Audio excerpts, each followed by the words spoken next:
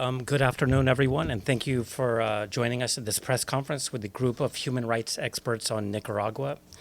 As you may know, the Human Rights Council established the group of experts on Nicaragua in 2022 to investigate all alleged human rights violations and abuses committed in Nicaragua since April of 2018. The group presented their latest findings to the General Assembly this morning, and now they're here to answer any questions that you may have. Here with us today are the group's chairman, Jan Michael Simon, in the middle, and here on my left is Ariela Peralta de Stefano, and seated on the far side of the table is Reed Brody. We'll start off with opening remarks by each of the experts, and then we'll open the floor to your questions. Thank you. Thank you, Todd. Good afternoon.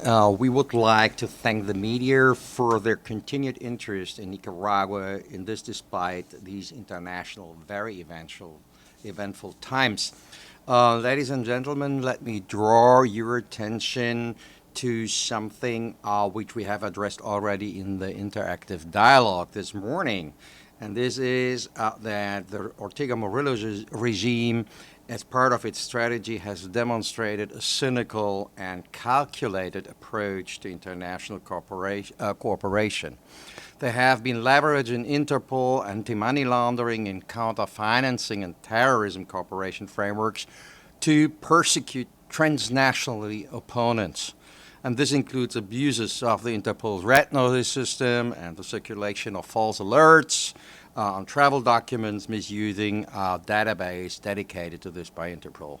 They have also been circulating misinformation to trigger anti-money laundering compliance warnings within the financial compliance systems, leading to freezing of closure of bank accounts and of their targets. At the same time, and this within months, Ortega Murillo have been withdrawing from several United Nations agencies and the Human Rights Council, including disengaging from the Universal Periodic Review. And what does this dual strategy of using and abusing international mechanisms tell us? First, and more evident, the goal is to avoid scrutiny and accountability while continuing to perpetrate human rights violations. But the second point, which is less evident, is here more important even, and this consists in a direct and aggressive challenge to the international legal order.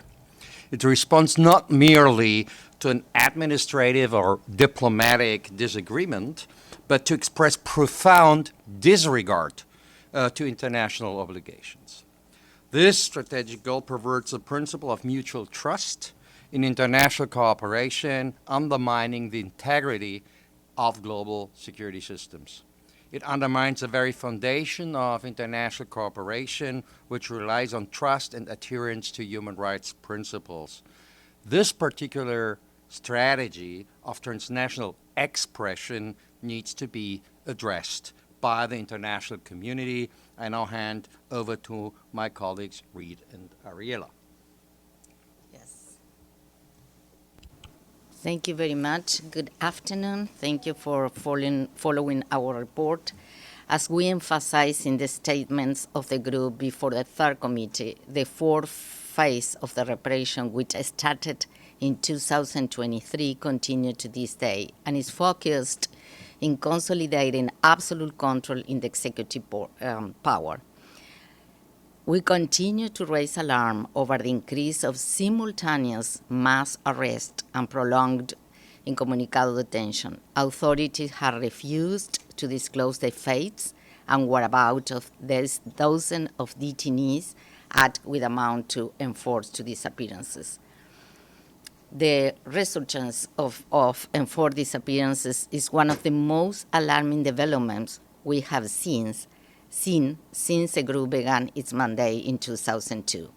We have documented at least 74 cases of enforced disappearances. In 27 of these cases, the individuals remain disappeared to this day. In addition, we have received credible information indicating the enforced disappearance of additional 9 individuals.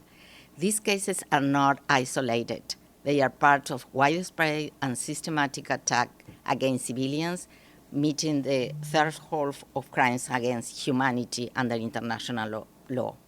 It is important to underscore that international human rights law does not require a minimum duration for an act to qualify as an enforced disappearance. In this regard, the November 2024 detention of at least 40 political opponents whose whereabouts were concealed for 2 weeks constitute clear violation of international law regardless of their duration. Arbitrary detention is something that also raises our concern.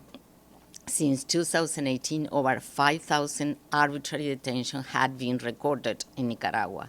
These arrests, often violent, warrantless, and politically motivated, target activists, religious leaders, journalists, and opposition figures. The repression has been institutionalized through coordinated effort involving police, judiciary, and legislative bodies. We pointing out physical violence against exiled Nicaraguans as a result. A climate of fear has spread through Nicaragua diasporas, and no place in the world seems safe for those who oppose the government of Daniel Ortega and Rosario Murillo. Something that was pointing out was the murder at his home in Costa Rica of Mayor Sancam on June 19, 2025.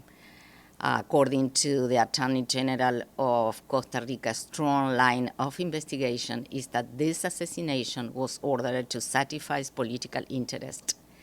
He also noted that it appeared to involve higher individuals who act somewhat clumsily, less professionally than usual, yet effectively. And before passing the floor to my colleague Brady, Nicaragua, as we mentioned, has a large scale of using the arbitrary deprivation of nationality as a mechanism of targeted political repression is really an exceptional in scope and systematic nature. So I pass the floor to my colleague Reed. Thank you. Daniel Ortega and Rosario Murillo have systematically dismantled the last remaining checks on their power, consolidating total control over Nicaragua through widespread human rights violations. They now rule over the judiciary and the legislature.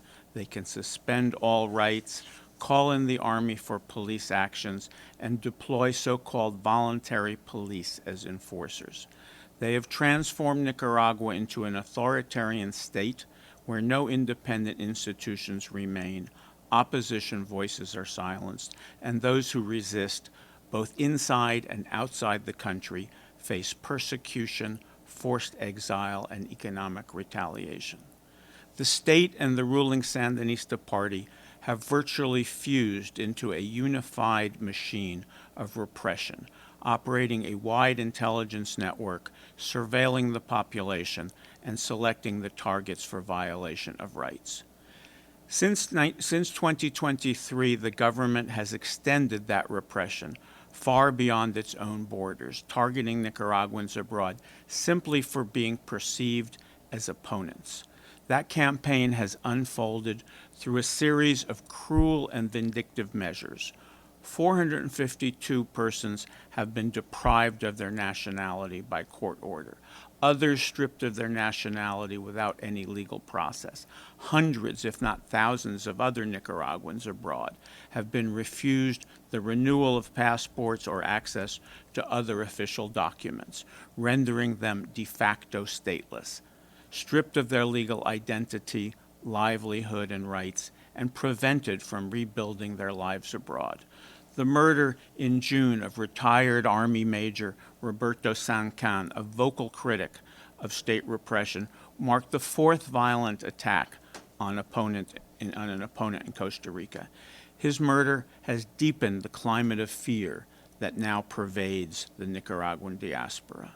An invisible hand seems to follow exiles everywhere, denying passports, cutting them off from their homeland.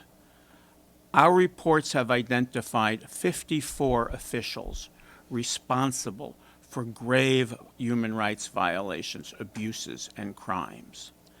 In addition, Nicaragua's large-scale use of the arbitrary deprivation of nationality as a mechanism of targeted political repression is a manifest violation of the UN Convention on the Reduction of Statelessness. And we are urging states to bring Nicaragua before the International Court of Justice for that violation. There must be accountability. Thank you. Thank you for those important opening remarks. If we have any questions from the room or online.